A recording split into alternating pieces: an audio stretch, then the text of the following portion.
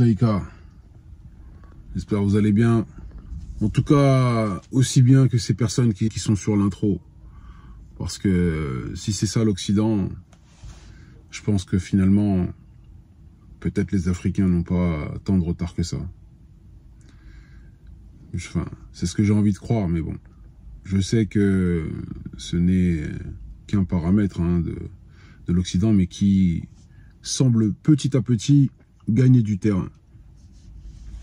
On le voit avec les déboires qu'ils ont en ce moment.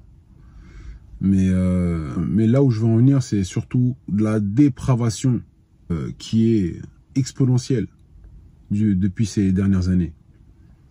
Je ne sais pas si vous avez remarqué, mais voilà, il y a moins en moins d'hôpitaux psychiatriques, en tout cas en Occident, c'est-à-dire les fous sont parmi nous, les fous sont sur TikTok, les fous sont sur les réseaux sociaux, de manière plus ou moins générale, des gens qui n'y connaissent rien et se permettent de parler sur tout sujet, d'accord? Et voilà, juste parce qu'eux, ils ont lu une ou deux brochures sur Internet, une ou deux pages, hein, que bien entendu l'algorithme ou l'intelligence rincée artificielle leur ont balancé sous le nez. Et puis voilà, on se contente de ça aujourd'hui. Moi, ça me répugne assez parce que lorsque je vois des images comme ça, on se demande réellement jusqu'à quand on va laisser faire ça. Regardez-moi ça, regardez-moi ça, regardez-moi ça. Voilà. Vous voyez, ça c'est au Canada. Ça c'est au Canada. Mais il y a d'autres vidéos comme ça qui tournent sur Internet, à Los Angeles ou à New York ou Philadelphie. C'est, je sais pas. C'est vraiment, c'est inimaginable. Voilà, on savait que dans les années 80, là où 70-80, là où l'État américain commençait à mettre de la drogue exprès dans les ghettos black, hein, avec la communauté noire, la communauté hispanique, commençait à mettre de la drogue, de l'alcool, tout ça pour pouvoir les dépraver, pour pouvoir faire en sorte que ces personnes-là ne grandissent jamais. Et aujourd'hui, 20 ans, 30 ans plus tard, il s'avère que ces noirs-là, en réalité, n'ont toujours pas grandi, ne se sont toujours pas émancipés. On a cette vague impression où on se dit « Ah, mais ça va quand même, les noirs là-bas, ils ont progressé. » Moi, je pense que pas du tout. Après, vous, dites-moi ce que vous en pensez, mais moi, je pense que pas du tout. D'accord, bien au contraire, je pense que les noirs, justement, de cette génération, même de la génération d'avant, sont beaucoup plus perdus qu'il y a 30 ans, par exemple. D'accord? Parce que, déjà, il y a le fait que les femmes noires, de manière générale, ne sont plus du tout mariées. D'accord? C'est-à-dire, elles pondent des enfants comme ça sans père. Les hommes,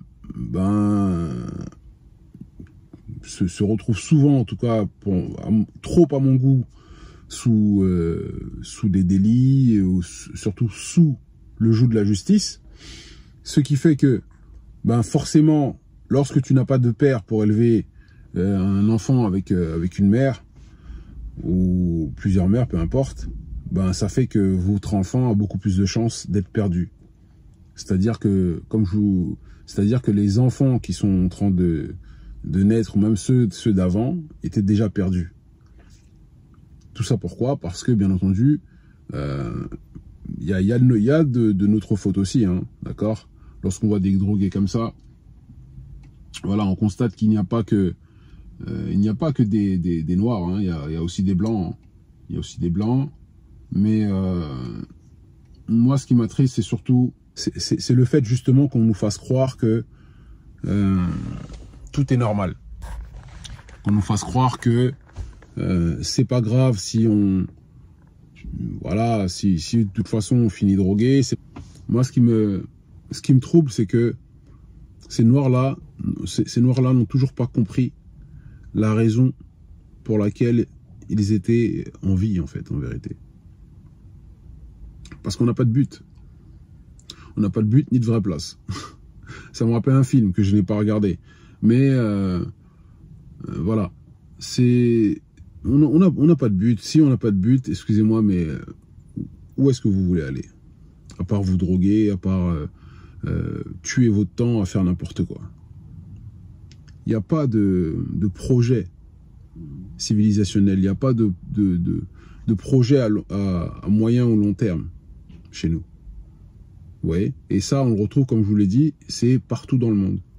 C'est pour ça que parfois j'ai un discours global, mais c'est la réalité. Nous ne sommes peut-être pas de la même mentalité ou de la même ethnie, ou je ne sais pas quoi, appelez ça comme vous voulez, mais nos vies se ressemblent, que l'on le veuille ou pas. D'accord? Nos vies se ressemblent, et surtout, je veux dire, on devrait finalement avoir le même but. Plutôt que de faire semblant, peu avancer seul, on devrait plutôt se concentrer et faire en sorte d'avancer justement de manière intelligente, hein, comme ceux qui payent certains d'entre nous sur TikTok à balancer tout et n'importe quoi, par exemple. Ok? Tu vois ce que je veux dire? Les SION, toutes ces personnes-là, je pense qu'on devrait justement les observer et prendre justement cette qualité en eux qu'ils ont.